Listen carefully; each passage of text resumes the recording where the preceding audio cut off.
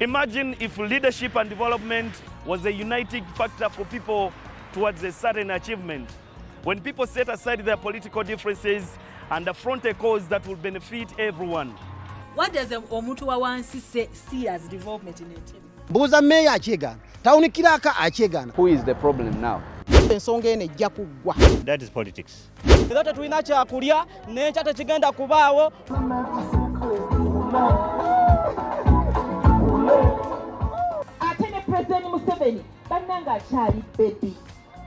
Join us every Saturday from 9 to 10 a.m.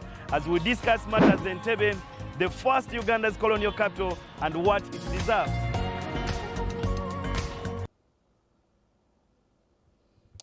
Well, thank you very much for joining us this beautiful morning, 2023 January. It's a fresh month that, of course, we expect a lot when it comes to planning for a year.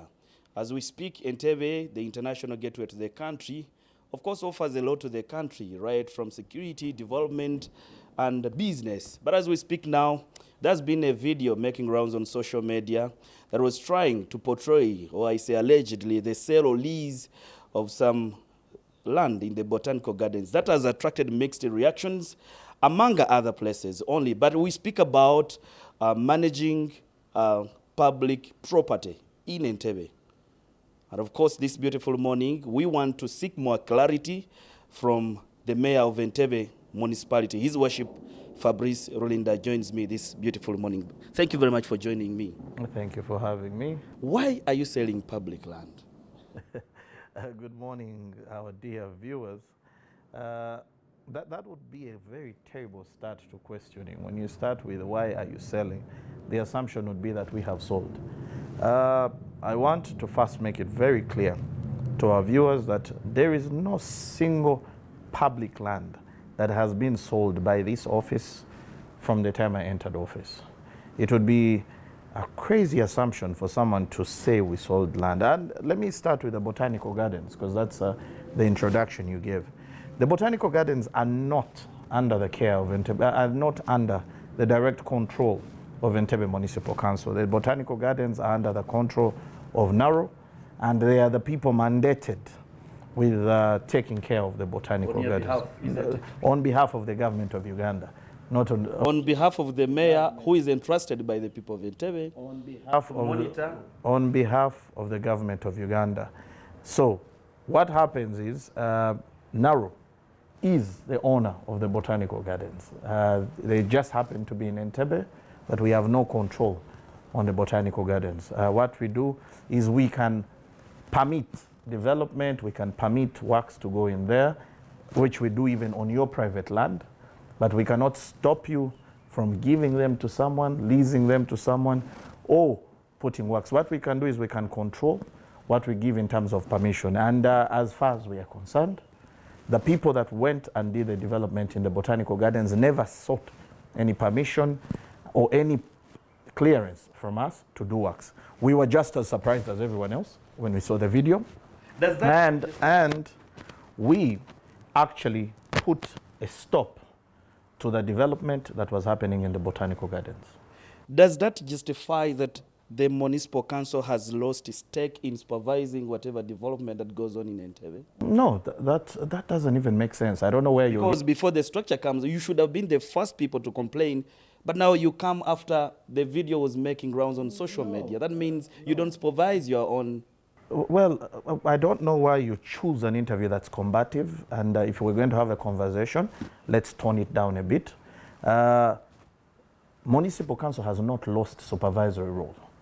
The botanical gardens, like I put it, are a property of Naro. Ours is to stop a development that's illegal, which we have done, which is our mandate. And you don't expect you don't expect the staff of the council to be everywhere. When something is brought to our attention, we act, and that's what we did. We found that somebody was doing works in there. Ours was to stop on the basis of the illegality of work being done without proper permission. Now, that is as far as we can go. We stop works to get permission. Now, if they come to us with a lease, with permits from Naro, who is the owner of the property, we cannot stop them. We can only stop them so that they can seek proper permission to do construction. Then we can talk about, is that area gazetted for such things? For example, if you wanted to come and build something in a residential area or in a commercial area, we guide you. That's it. But we cannot stop you from you leasing your own land. Now, Narrow has its own answers, and if you want questions to be answered about how the developer got into the botanical gardens, I believe the right place to get these answers would be from Narrow.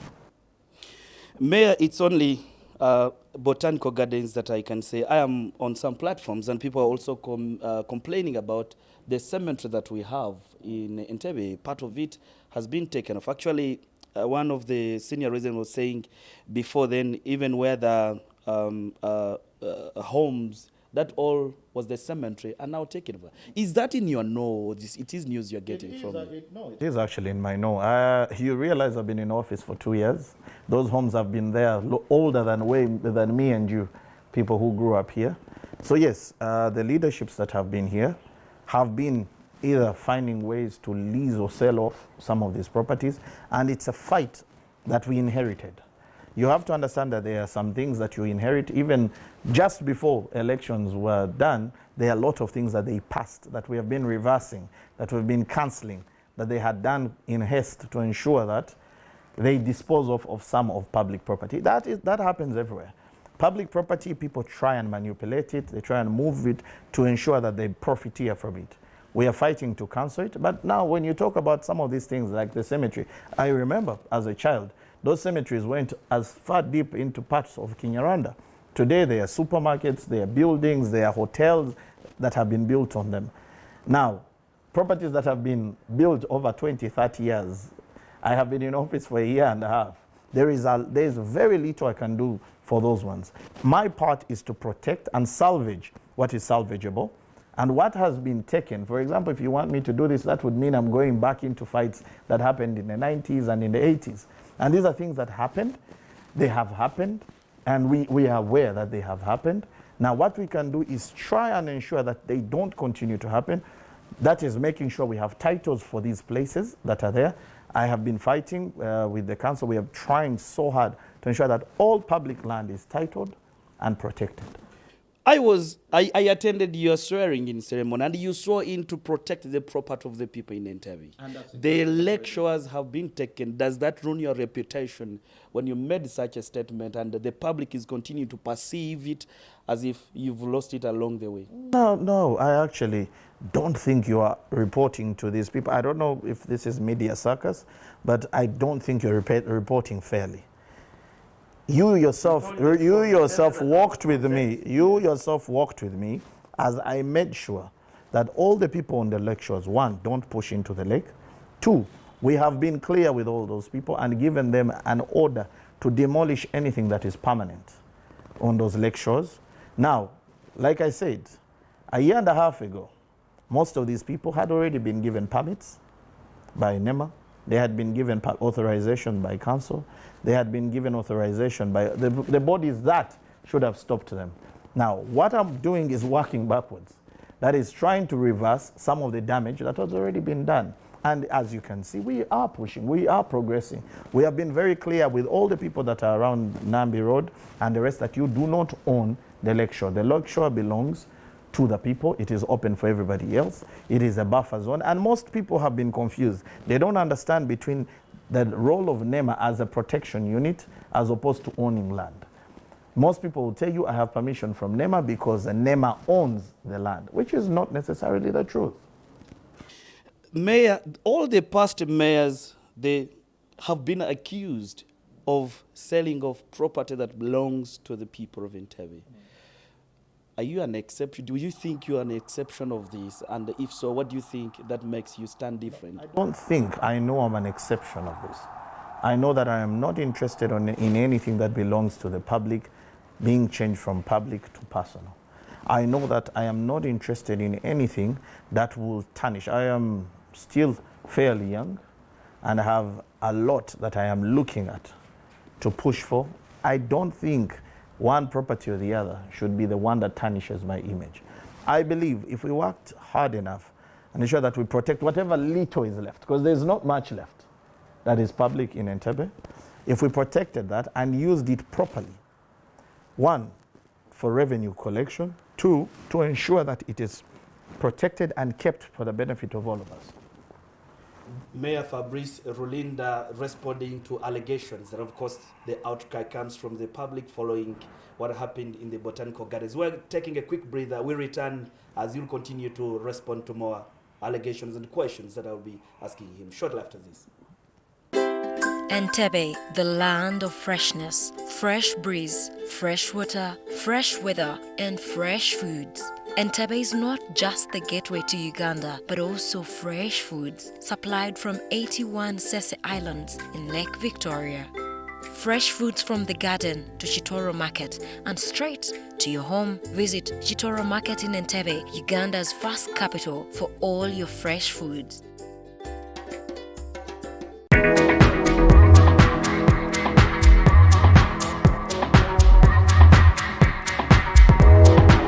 Welcome to Entebbe.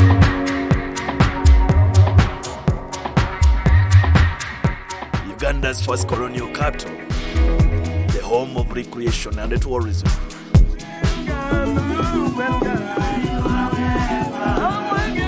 Meet its welcoming people and enjoy the fresh winds from Lake Victoria. Well, thank you very much for staying with us. We are seated at in the mayor's office here at the Municipal Council in Entebbe, speaking to the Entebbe Mayor, that's Fabrice Rulinda. Before we went for the break, I was still inquiring from you, not only the cemetery, the lake shores, and the botanical gardens. Would you agree with me that the same botanical gardens has in the past lost its land to individuals before? Like I said before, please don't take me back to issues that I cannot give you answers to. For example, that I don't know. I can answer for things that are within my mandate, within my time here in office. Because if you went into that, it will be an argument that will never end. When we were kids, the botanical gardens stretched to where many offices are today and to where other things are today. So let's stick to what is within my time here in office, what I have presented to me, what I can ascertain to instead of speculating. Would you agree with me that there is a disconnection in the managerial chain of some property that belongs to the people of Entebbe and has to be controlled and monitored by you, the municipal council, the council that you head, and the other people around? If you're telling us, Mayor, that you had no information about what was going on in the botanical gardens, I go back to the same question. Does that show? Let me first clarify this, and please don't misguide people. The botanical gardens are not under the management of Entebbe Municipal Council. Please. I am using it as an example because I partly covered the Kitubulu forest. Yes. When someone or the developer was, yes, on behalf of NEMA. But you supervise. The people in Entebbe are looking up to you as the mayor. I went there with you to look at what was happening. Again, you remember that the Kitubulu forest is under NFA. Yes. And I don't believe in the system of pointing fingers. I believe in a system of finding solutions. And that's why when something comes to our attention, we act fast. Now, it would be very unfair, because even you as a journalist, when you go cover something, somebody gives you a tip. And every time we're given a tip that there's something happening or something about to happen, we act. And that's how it's supposed to happen. You do not expect for someone to sit and dream it. Now, every time we're given a tip that there's something happening, we swing into actions. And that is the way it's supposed to be. Now, the people who are supposed to prevent this are the people who are in charge of the protection. And when I talk about in charge of the protection, for example, for the forest, it's NFA, which has a unit, by the way, that stays within that forest. Now, we would have thought they would stop it, but if they did not, you saw, I wrote to them a letter inquiring who these individuals were that were cutting in there, who had put plots. Up to today, I've never received a response. Now, how can you write a letter to inquire on something that you've said the mandate? It is in Entebbe, and that's what I told you. NFA is the protector of that forest. That forest was planted by the people of Entebbe.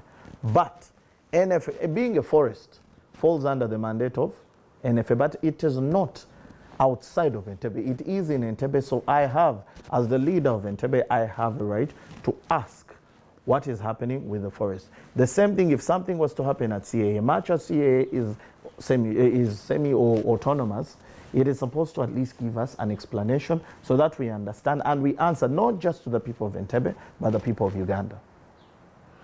You are saying you stand not to have ground and stake in some things, just like you've been giving an example of the botanical gardens. But my concern is, or my question to you is, shall we always raise up after an alarm has been caused on social media, or we must draw a systematic chain that is followed for someone? Because even Naro came out to clarify, gave some reasons.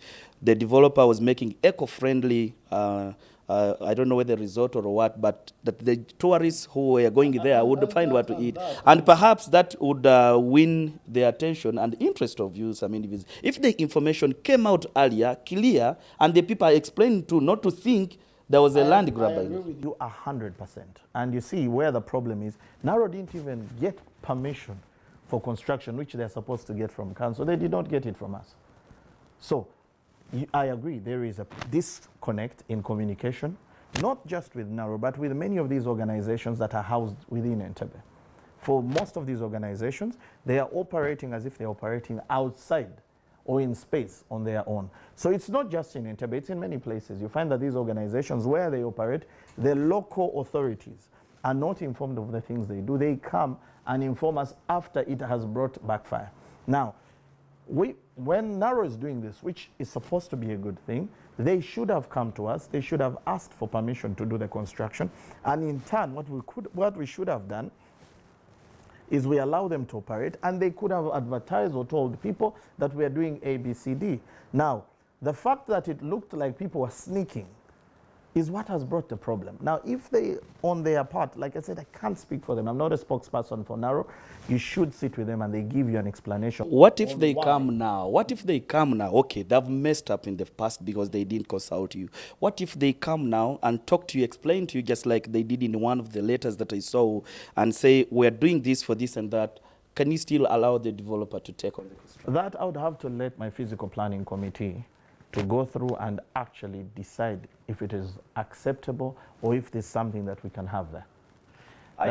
That's not an answer that I would give you. I'm not a technical person, and I don't want to assume the role of people that are supposed to do that. The relevant committee would go through it and either decide whether it is unacceptable or unacceptable. But from the conversations I've had with various stakeholders, with environmentalists, and even with the minister himself of agriculture, he says there shouldn't be any development within the botanical gardens. That's something we need to protect, because these botanical gardens, I mean, for those of us who are born and raised here, it is a place we cherish so hard. But not just that, it holds a very significant part of our culture here. It is one of the biggest, or it is the oldest botanical garden in Africa. So us protecting it is paramount. Us protecting it is something that we need to do. Many voices coming out from the public, especially from the tourism circles, that it's time the botanical gardens be given to be managed by the Ministry of Tourism. What's your view on this? This is a discussion we're having, and I am not going to give you an answer here. I want the discussion to take the right course, but I agree 100%. It's a tourism center.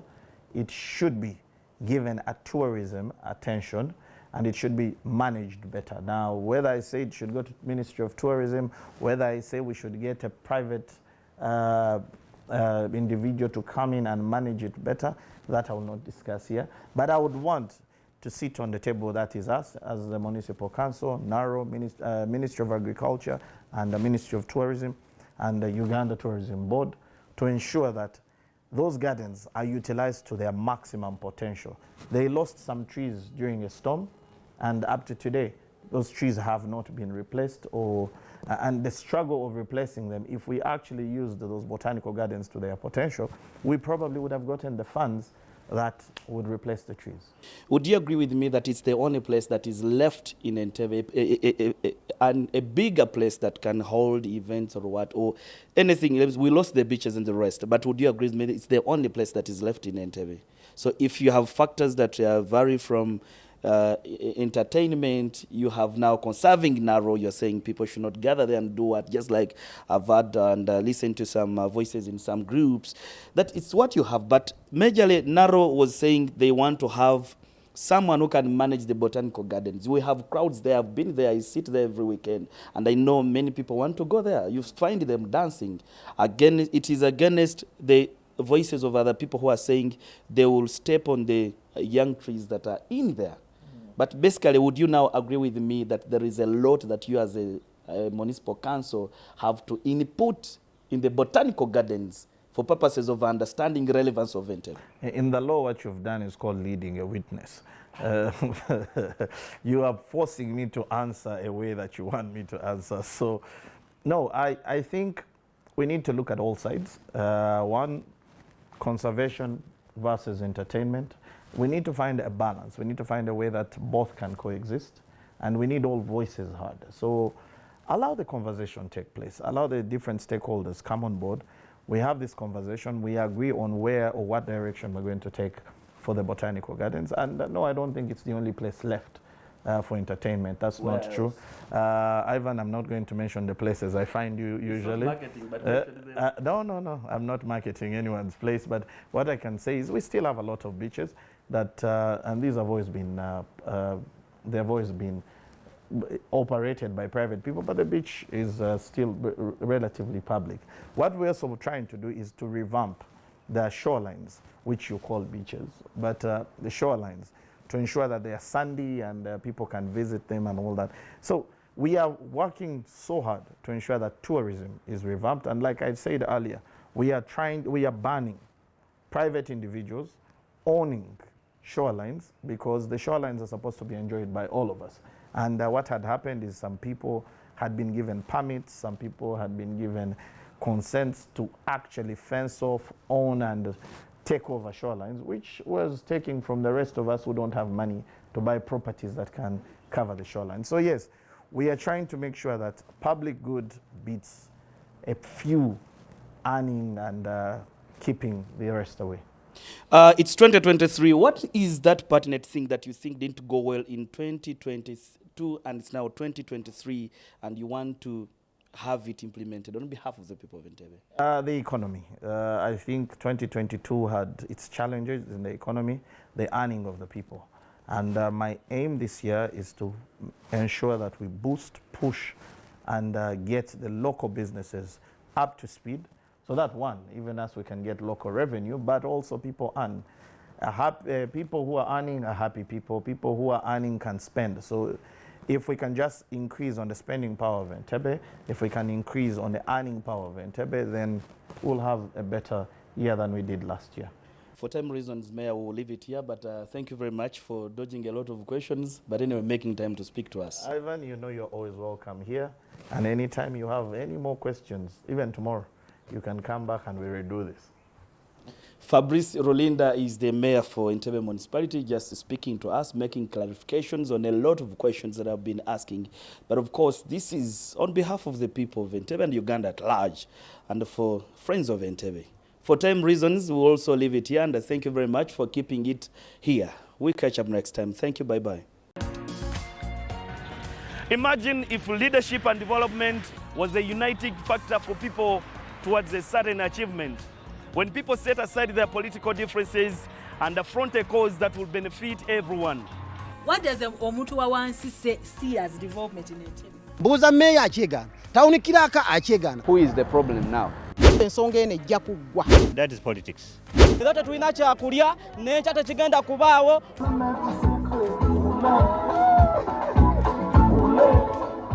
Ate ne President Museveni bannanga akyali baby.